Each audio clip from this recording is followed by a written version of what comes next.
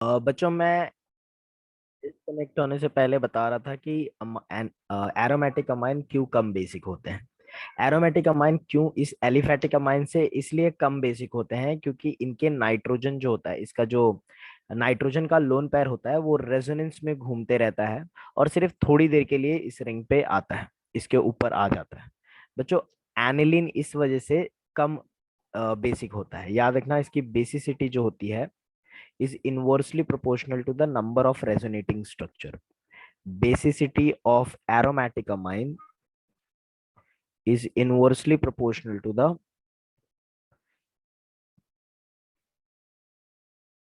number of resonating structures।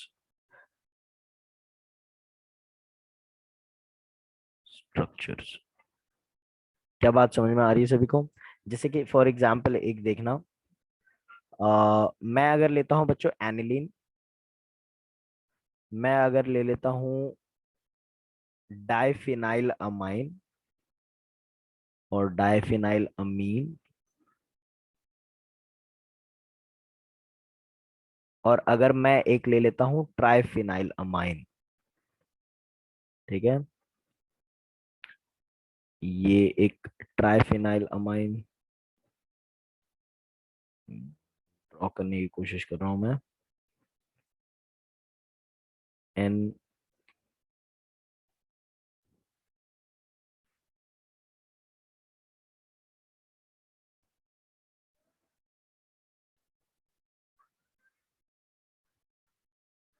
ये तीन चीजें, ठीक है। तो क्या मुझे बता सकते हो बच्चों कौन सबसे ज्यादा बेसिक होगा इन तीनों में से? पहला वाला, दूसरा वाला, फर्स्ट वाला क्यों? उसमें स्टेरिक हिंड्रेंस कम है। नहीं, स्टीरिक हिंड्रेंस ठीक है, मैंने ऊपर रिलेशनशिप दिया है। स्टीरिक हिंड्रेंस भी एक रीजन बोल सकते हो, लेकिन मेन रीजन इज इसके अंदर, इसके ऊपर नाइट्रोजन पे इलेक्ट्रॉन थोड़ी देर के लिए ठहर रहा है, क्योंकि एक ही रिंग है तो सिर्फ एक ही साइड रेजोनेंस हो रहा है। इसके कितने रेजोनेटिंग स्ट्रक्चर बनेंगे बच्चों? सिर्फ 4 रेजोनेटिंग स्ट्रक्चर बनेंगे। कैसे कैलकुलेट करते हैं नंबर ऑफ रेजोनेटिंग स्ट्रक्चर? 3 पर बेंजीन रिंग, 1 पर atom directly bonded to the ring. ठीक है, तो कितना एटम डायरेक्टली बॉन्डेड है रिंग को? एक ही है, सिर्फ नाइट्रोजन। और कितने बेंजीन रिंग है? एक। तो total number of resonating structure कितने होंगे? 4। क्या बात समझ में आ गई? वापिस से बता दो फॉर्मूला, 3 पर बेंजीन रिंग, 1 रेजोनेटिंग स्ट्रक्चर पर atom directly bonded to the ring. तो कितने बन जाएंगे इसके फॉर्म? 4। तो 4 रेजोनेटिंग फॉर्म। उसी तरह से मेरे को बताओ दूसरे में कितने फॉर्म्स बनेंगे? 7 7 फॉर्म्स बनेंगे। तीसरे में कितने बनेंगे? कितना? 10 यस, 10 10 बढ़ेंगे। एक 3 स्ट्रक्चर पर बेंजीन रिंग, तो टोटल 3 बेंजीन रिंग है। तो टोटल कितने बन जाएंगे? 9। और एक ही एटम जुड़ा है तीनों रिंग से, तो इसके लिए एक उसके वजह से तो 10 रेजोनेटिंग स्ट्रक्चर बनेंगे। ये छोटा सा तो फॉर्मूला है ये बच्चों। लास्ट वाला का रेजोनेटिंग स्ट्रक्चर नहीं समझा मुझे कैसे 10 बना। नंबर ऑफ रेजोनेटिंग स्ट्रक्चर का क्या फॉर्मूला मैंने बताया? 3n। 3 3 पर 3 बेंजीन पर रिंग, पर benzene ring plus 1 resonating structure पर atom directly bonded to the ring. ठीक है, 1 पर atom directly bonded to the ring. ठीक है, तो बताओ मुझे जरा, पहले में कितना बेंजीन रिंग है? 3। पहले में कितना बेंजीन रिंग है? एक ही है। ठीक है एक। सर। स्ट्रक्चर बनते हैं एक बेंजीन पे? 3। और कितने एटम डायरेक्टली जुड़े हैं पहले वाले में? एक। 3, एक कितना होता है? 4 हो 4। जाता है। 4 आ जाएगा उसका। दूसरे वाले में देखो कितना है, कितने बेंजीन रिंग है? बेंजीन सर पड़ी 2, है। तो 2 टोटल बेंजीन 7। रिंग से कितने हो जाएंगे? 6। और 6 एक एटम, एक ही 4। एटम दोनों रिंग से जुड़ा है, तो एक ही काउंट करोगे ना उसको तुम लोग, तो यस 6 सर। 1 हाँ। 7। और लास्ट वाले में इसी तरह से कैलकुलेट करो, तो कितने रेजोनेटिंग 9 स्ट्रक्चर? 9 plus 9 plus. 10 हो जाता है। सर। सबसे ज्यादा रेजोनेटिंग स्ट्रक्चर थर्ड वाले में बन रहे हैं, तो ज्यादा वक्त के लिए नाइट्रोजन के लोन पेयर उससे दूर हैं। इसका मतलब ये नाइट्रोजन सबसे कम एसिडिक है, उस पर इलेक्ट्रॉन आ ही नहीं रहा है, हार्डली आ रहा है। तो सबसे कम बेसिक ये वाला होगा, और सबसे ज्यादा बेसिक कौन सा होगा बच्चों? Aniline, among these three. ठीक है, क्या बात समझ में आ गई सभी को? Yes sir. चलो, तो ये एक रिलेशनशिप समझ लिया हमने। और केसेस डिस्कस करते हैं, डिफरेंट केसेस। बच्चों ये एक मॉलिक्यूल है जिसको बोलते हैं हम लोग पिरोल।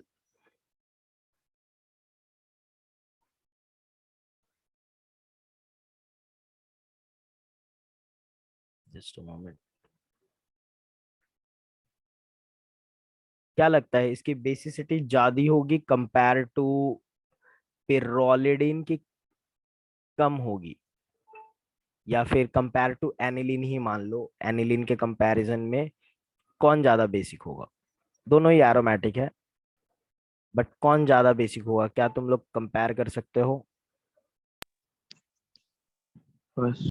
मैं तो इसका आंसर बताऊंगा ही, बट क्या तुम लोग इसको ट्राई सेकंड करो? वाला बेसिक ज्यादा है। सेकेंड वाला ज्यादा बेसिक होगा, ऐसा क्यों?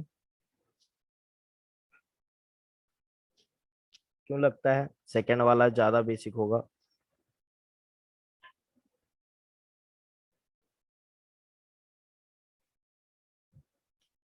रेजोनेटिंग स्ट्रक्चर से करेंगे तो आएगा। यस, रेजोनेटिंग स्ट्रक्चर ही रीजन है। देखो बच्चों, मैं तुम लोग को सिंपल चीजें बताता हूँ। क्या बच्चों, मेरे को एक बात बताओ, ये नाइट्रोजन अपना लोन पेयर दे रहा है इस वजह से एरोमेटिक है क्या बेंजीन रिंग, कि पहले ही एरोमेटिक है?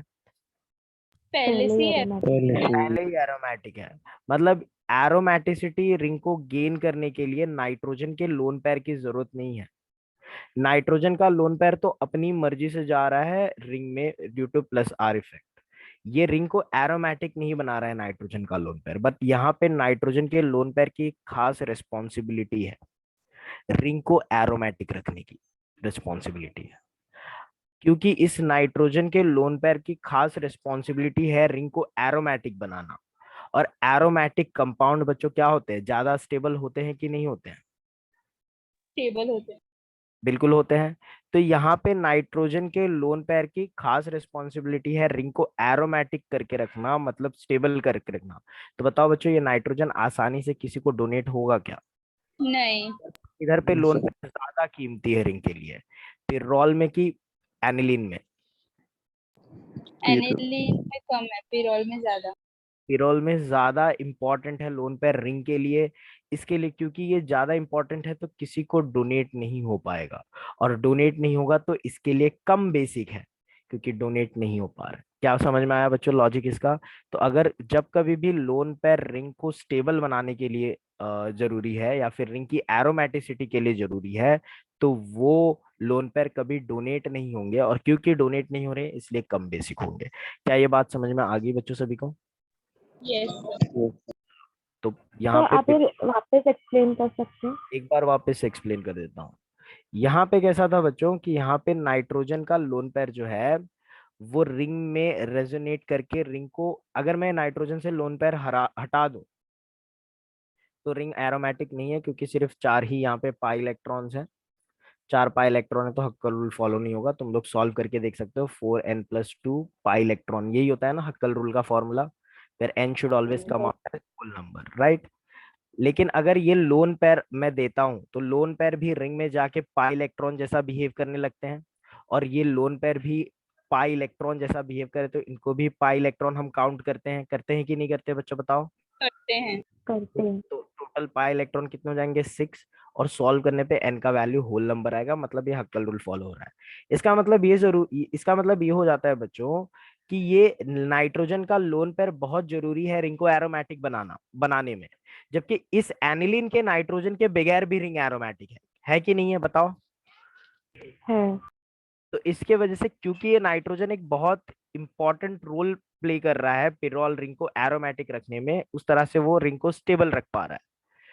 यहाँ पे ये नाइट्रोजन ऐसा कुछ काम नहीं कर रहा, तो इस नाइट्रोजन के लोन पेयर की कुछ खास रिस्पॉन्सिबिलिटी नहीं है, इसलिए ये आसानी से डोनेट हो सकते हैं। हाँ, थोड़ी देर के लिए रेजोनेंस में घूमेगा, लेकिन घूम फिर के उसके पास ही आ जाएगा और डोनेट हो जाएगा।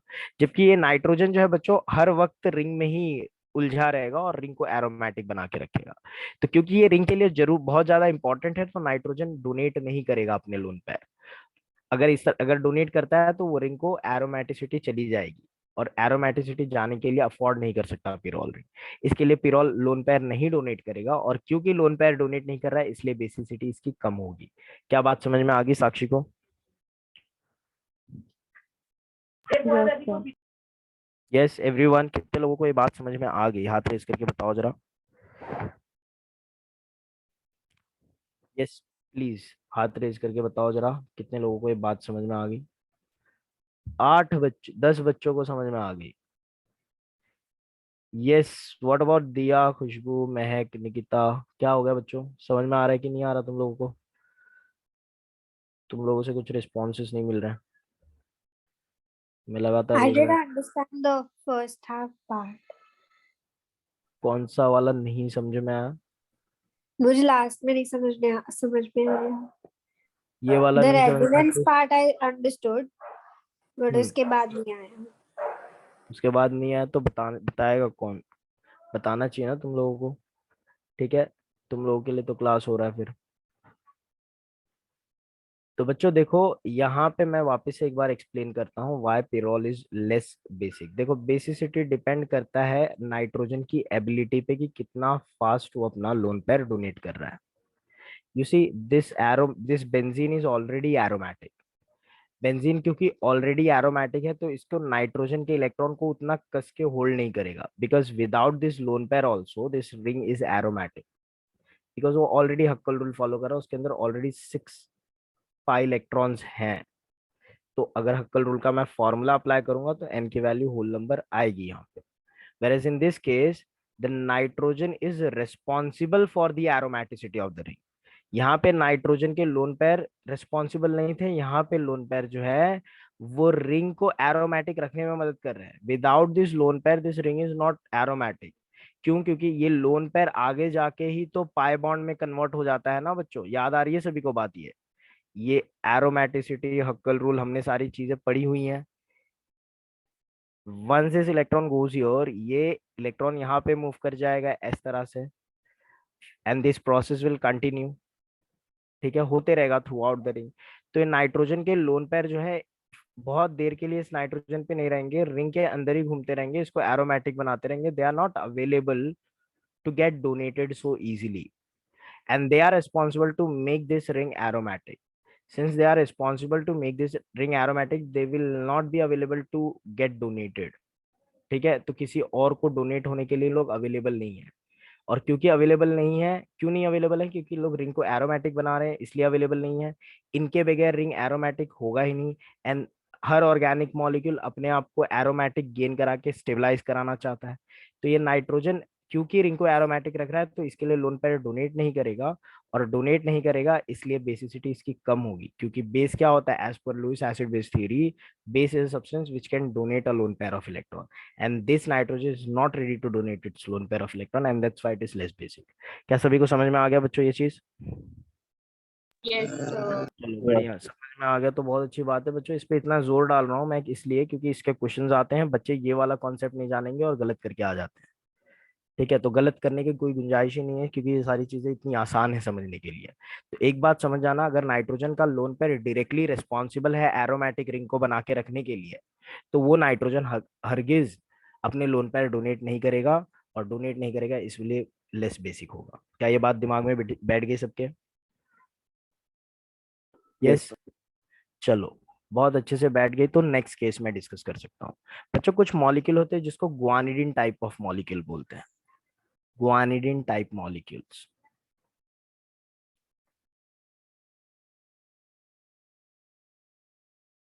ये एक्सट्रीमली बेसिक होते हैं, इतने बेसिक के सेकेंडरी अमाइन से भी ज्यादा बेसिक होते हैं। ठीक है, क्या होता है गुआनिडीन टाइप मॉलिक्यूल? यूरिया का स्ट्रक्चर पता है सभी को, NH2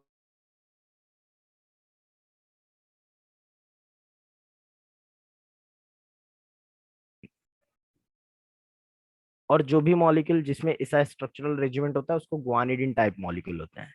ये बहुत ज्यादा बेसिक क्यों होते हैं? बिकॉज इनके अंदर एक तरीके का कॉन्जुगेशन है। तुम लोग देख रहे हो बच्चों, ये लोन पेयर, पाई लोन पेयर कॉन्जुगेशन पढ़ा है सभी ने ना? 11th स्टैंडर्ड में 5 तरह के कॉन्जुगेशन Yes. होते हैं। 11th स्टैंडर्ड में हमने पढ़ा था पाई लोन पेयर कॉन्जुगेशन। क्या तुम लोग को वो कॉन्जुगेशन दिख रहा है इसके अंदर? हाँ पाई लोन पेयर हाँ कॉन्जुगेशन। और हमने एक और चीज पढ़ी थी बच्चों, जो कॉन्जुगेटेड सिस्टम होते हैं उनके अंदर हमेशा रेजोनेंस होता है। ये याद आ रही है बात?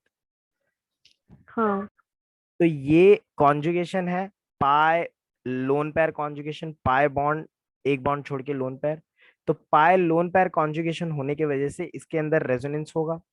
ये पाई बॉन्ड यहाँ पे जाएंगे बच्चों, इस नाइट्रोजन के पास ऑलरेडी एक लोन पेयर है। जैसे ये पाई बॉन्ड यहाँ पे जाएगा, सॉरी जो लोन पेयर है यहाँ पे जाएंगे, कार्बन के साथ 5 बॉन्ड बन जाएगा।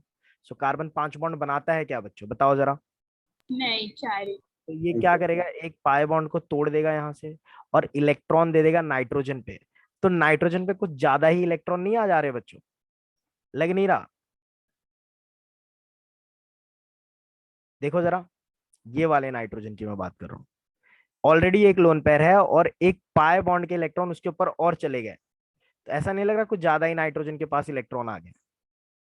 हाँ दो नाइट्रोजन पे एक ही लोन पेयर होता है यूजुअली।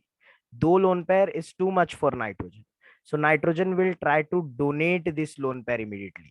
और बहुत ज्यादा फास्टर क्यों डोनेट कर पा रहा है? क्योंकि इस नाइट्रोजन में रेजोनेंस हो रहा है।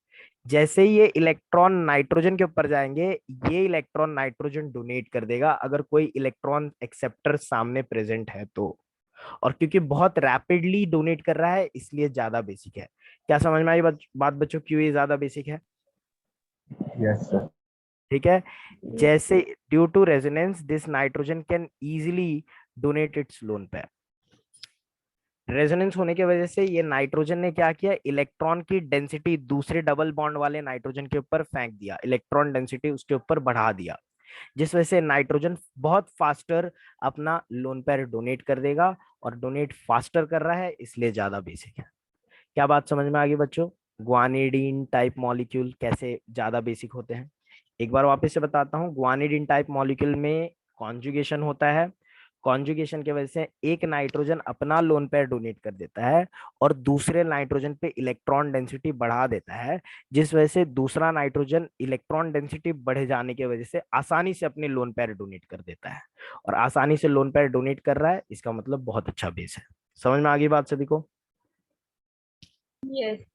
चलो, बेसिसिटी और भी थोड़े फैक्टर्स पे डिपेंड करती है। तुम लोगों को कुछ ट्रिक्स बता देता हूँ जिससे याद भी रहेगा तुम लोगों को ये चीज। अ, ये सारे एक्सेप्शंस को छोड़ के अगर देखे जाए तो इन जनरल बेसिसिटी मैंने एक तो तुम लोग को बता दिया, नंबर ऑफ रेजोनेटिंग स्ट्रक्चर्स पे डिपेंड करती है। बेसिसिटी बच्चों डिपेंड करती है हाइब्रिडाइजेशन के ऊपर भी। Third factor, basicity is inversely proportional to the electronegativity of nitrogen. Electronegativity of nitrogen. अब देखो ये सब चीज को ना ध्यान से पढ़ोगे तो ही आएगा समझ में। ये देखना, ये है मेरे पास एक नाइट्रोजन जो डबल बॉन्ड से जुड़ा हुआ है और रिंग के अंदर प्रेजेंट है। इसको बोलते हैं पीरिडीन। इस रिंग को क्या बोलते हैं बच्चों? पीरिडीन। और इसको बोलते हैं हम लोग पाइपेरिडीन। क्या कोई बच्चा मुझे बता सकता है इनमें नाइट्रोजन का हाइब्रिडाइजेशन क्या है? इन दोनों ही रिंग में पेरिडीन में sp2 है। पीरिडिन में sp2 है पक्का। और पाइपरिड हाँ, sp3 है, बिल्कुल सही। तो बच्चों बता सकते हो किसमें नाइट्रोजन ज्यादा इलेक्ट्रोनेगेटिव है? sp2 वाले में पेरिडीन। ज्यादा इलेक्ट्रोनेगेटिव है, इसके लिए कौन ज्यादा बेसिक होगा, पीरिडीन की पाइपरिडीन? पाइपेरिडीन। Piperidine. पाइपरिडीन ज्यादा बेसिक होगा क्योंकि बेसिसिटी जो है इनवर्सली प्रोपोर्शनल होती है sp कैरेक्टर पे। ठीक है। एसपी कैरेक्टर बोल, एस कैरेक्टर से, एस कैरेक्टर मतलब electronegativity, S character directly proportional है ना। चलो आगे बात करते हैं बच्चों। बेसिसिटी और भी फैक्टर्स पे डिपेंड करती है। Basicity is directly proportional to the plus I और plus R effect and it is inversely proportional to the minus I और माइनस आर इफेक्ट। ठीक है। अमाइंस की बेसिसिटी, जैसे कि मैं एरोमेटिक अमाइंस को कंपेयर करता हूँ। ये है मेरा एक एरोमेटिक अमाइन, ये है NH2 लगा हुआ, और यहाँ पे मैंने CH3 लगा दिया है। ये है बच्चों दूसरा मॉलिक्यूल,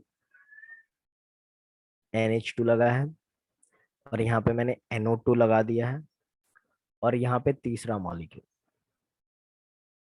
जिसमें मेरा NH2 लगा हुआ है, और ये मैंने लगा दिया है, कुछ कुछ नहीं लगाया, चलो ये सादा NH2 एनिलीन। क्या मुझे बता सकते हो कौन सबसे ज्यादा बेसिक है? थर्ड वाला। थर्ड वाला सबसे ज्यादा बेसिक, क्यों भाई? ऑर्डर में अरेंज करके बताओ, ये फर्स्ट, ये सेकंड और ये थर्ड, ऑर्डर बताओ जरा, और third order of basic. First second. Third वाला सबसे ज्यादा, फिर फर्स्ट, फिर second। कोई और बोल रहा है बच्चों order? No sir, third. Third सही है, सेकंड। सारे यही बोल रहे हो? कोई और बोलना चाहता है तो बताए मुझे।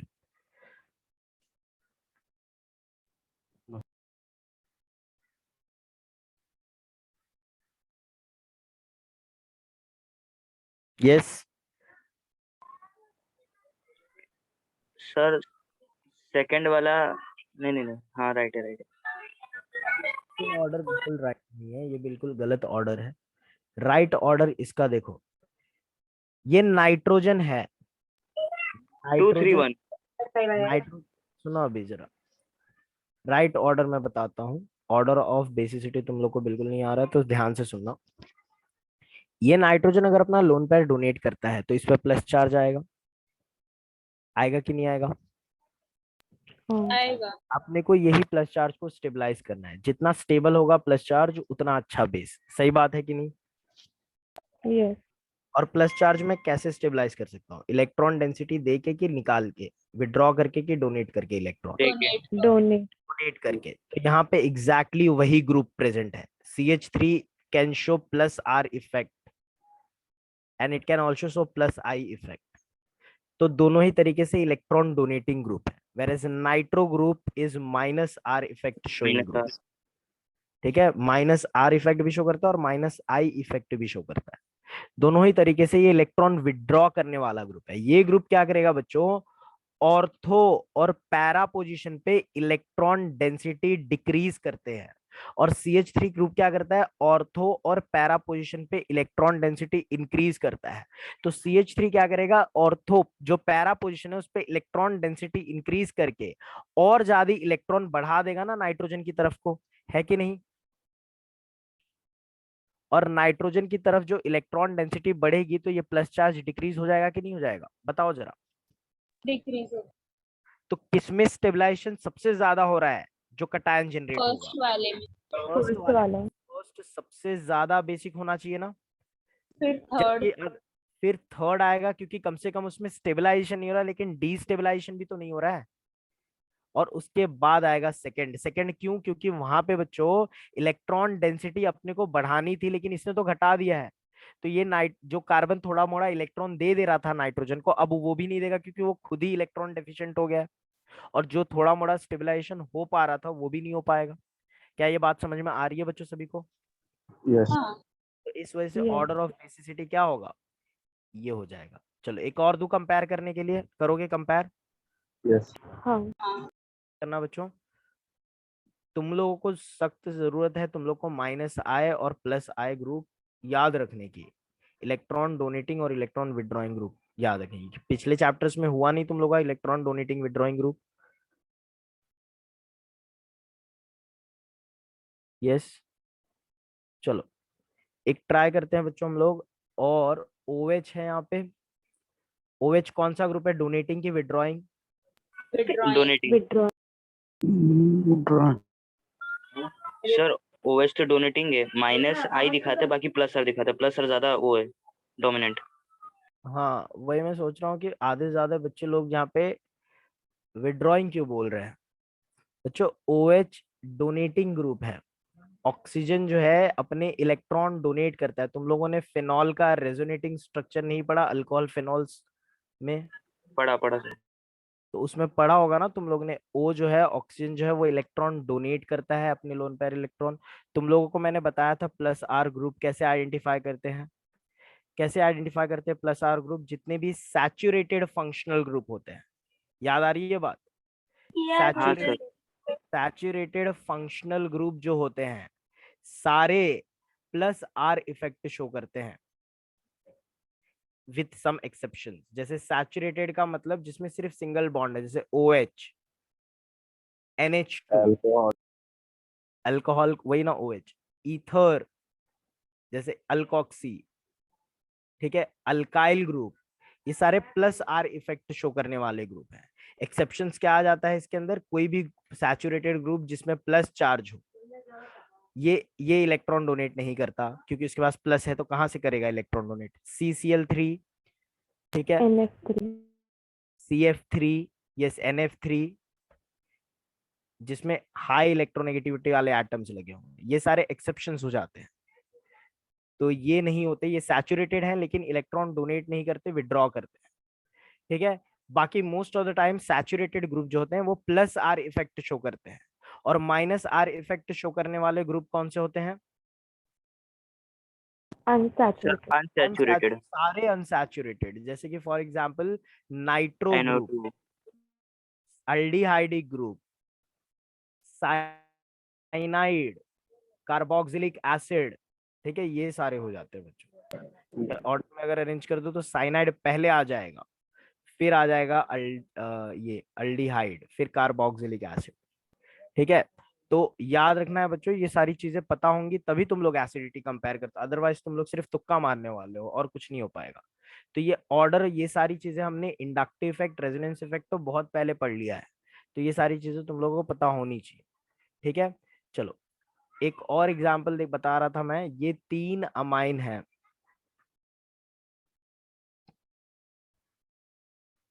3 एरोमेटिक अमाइंस है, 3 नहीं 4 ले लेते हैं। इनको ऑर्डर में अरेंज करना है बच्चों। तुम लोग मेरे को बता सकते हो कौन सा सबसे ज्यादा होगा बेसिक और कौन सा सबसे कम होगा बेसिक?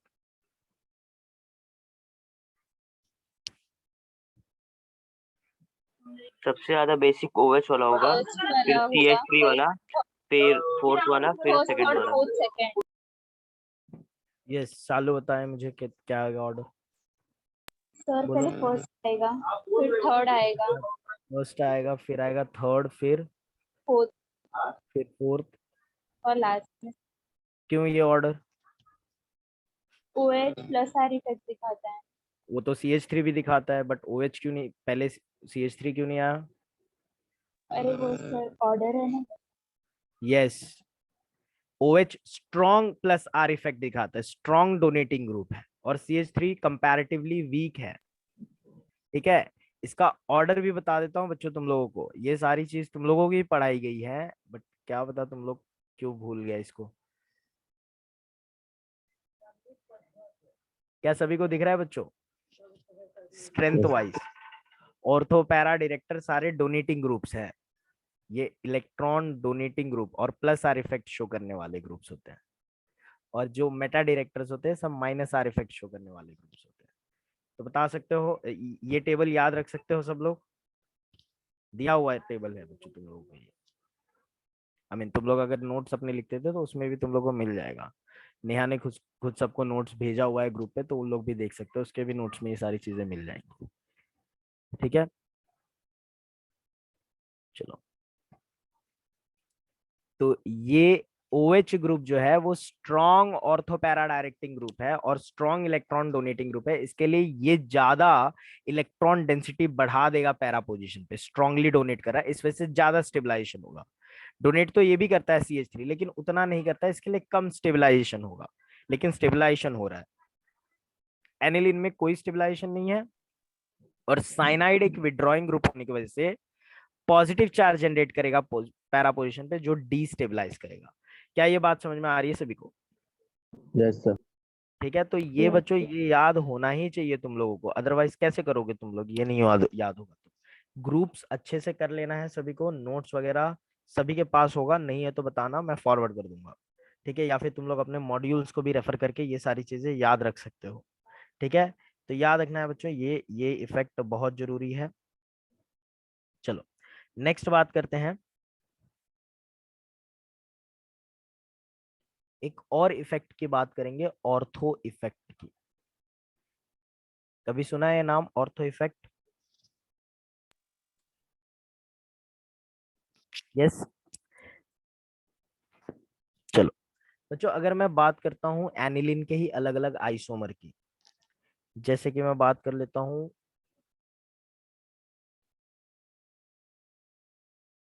ये 3 आइसोमर की, NH3 NH2 CH3।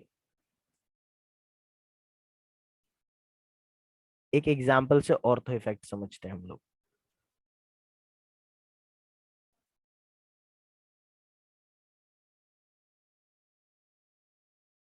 और ये अपने को सबको पता है कि CH3 इलेक्ट्रॉन डोनेटिंग ग्रुप है, अमाइंस की बेसिसिटी बढ़ा देते हैं इलेक्ट्रॉन डोनेटिंग ग्रुप, राइट? तो तुम लोगों को क्या लगता है बच्चों, किसमें सबसे ज्यादा बेसिसिटी होगी और किसमें कम होगी? What do you think, what is the basicity order?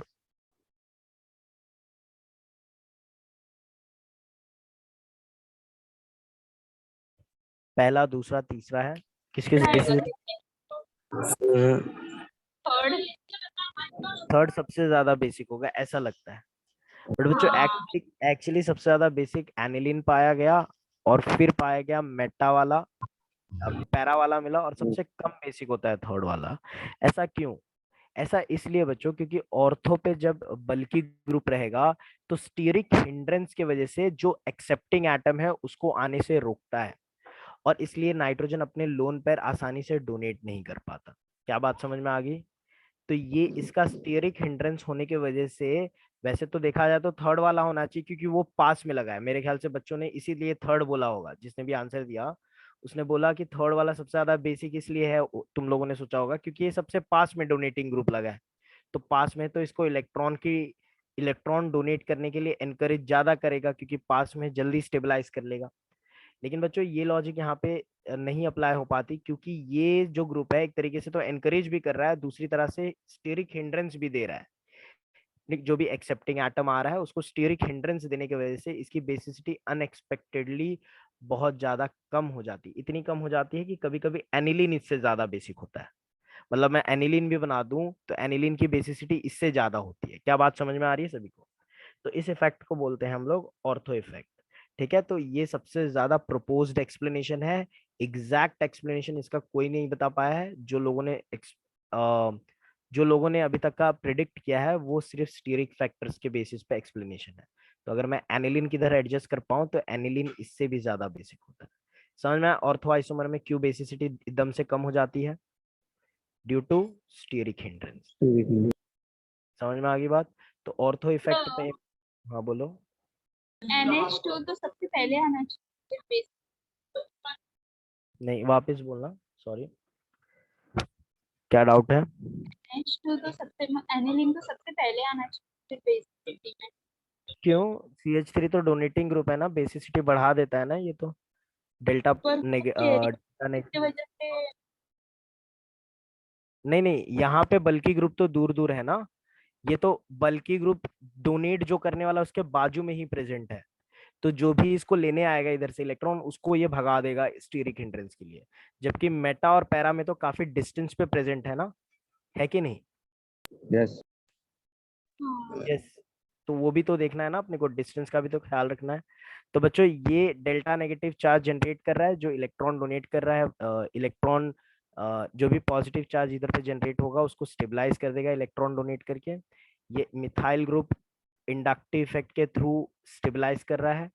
यहाँ पे भी इंडक्टिव रेजोनेंस, दोनों का स्टेबलाइजेशन है, स्टेबलाइजेशन तो है एन का, लेकिन जो लेने आ रहा है उसको आने नहीं दे रहा है। जो इससे लोन पेयर लेने आएगा, जिसको नाइट्रोजन अपना लोन पेयर डोनेट करना चाहता है, उसको आने नहीं देगा, लोन पेयर का एक्सेस नहीं होने देने दे पाता है। तो यहाँ पे मैं लिख भी देता हूँ स्टेटमेंट में, when ever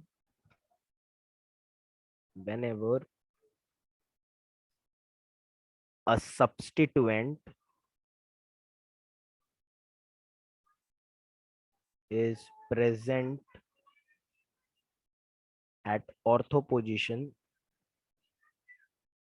ortho position, its basicity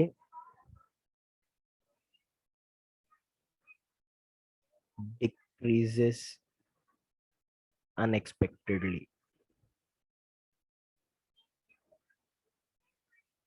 due to steric hindrance.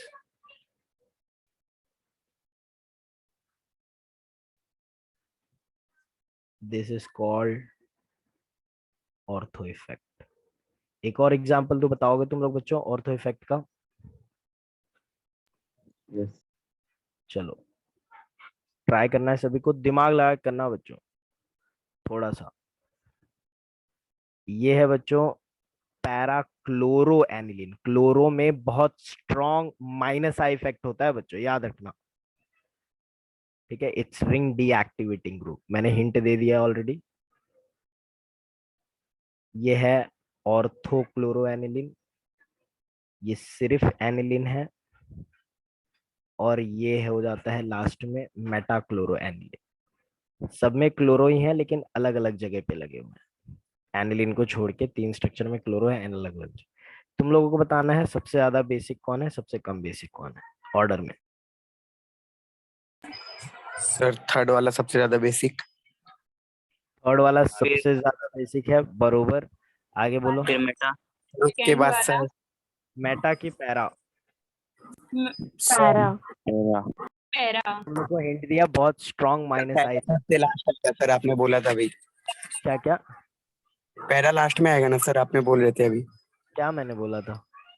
और आपने बोले सबसे ज्यादा स्ट्रॉन्ग बेसिक है वो, मतलब नेगेटिव इफेक्ट बोले। माइनस आई इफेक्ट शो करता है, minus I effect. I effect operate होता है सिग्मा बॉन्ड के थ्रू, पाई बॉन्ड के थ्रू नहीं, ये बात ध्यान में रखना।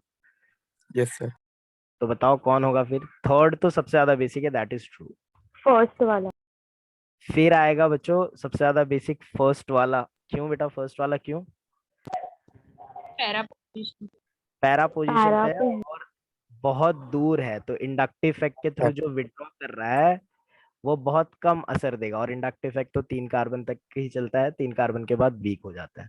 तो 1 2 3 नाइट्रोजन तक का पहुंच भी नहीं पाएगा इंडक्टिव इफेक्ट। फिर कौन आएगा? फोर्थ वाला। फोर्थ वाला। और सबसे वीक कौन होगा? सेकंड। Second. सेकंड वाला। यस, सेकंड वाला। तो समझ में आ गया सभी को राइट ऑर्डर करने? तो देखो बच्चों, अगर हमको पता होता है ग्रुप की प्रॉपर्टी क्या है तो बेसिसिटी गेस करना इतना भी हार्ड नहीं है। ठीक है, आसान है, सिर्फ पता चल जाए कौन स्ट्रॉन्ग विड्रॉइंग है, कौन स्ट्रॉन्ग डोनेटिंग है, कौन कैसा है, ये पता चल जाए। और ये सारी चीजें तो हम लोग ने साल भर पहले ही पढ़ लिया है, तो तुम लोगों को पता होनी चाहिए सारी चीजें। ठीक है, तो बेसिसिटी ऑर्डर तुम लोगों ने यहाँ पे बिल्कुल सही बताया है। एनिलीन सबसे ज्यादा, फिर पैराक्लोरो, फिर मेटाक्लोरो, और फिर ऑर्थोक्लोरो एनिलीन होता है। ठीक है, तो ये हो जाता है बच्चों इसके बारे में। चलो आगे बढ़ते हैं। बेसिसिटी ऑर्डर के बारे में जो जो हम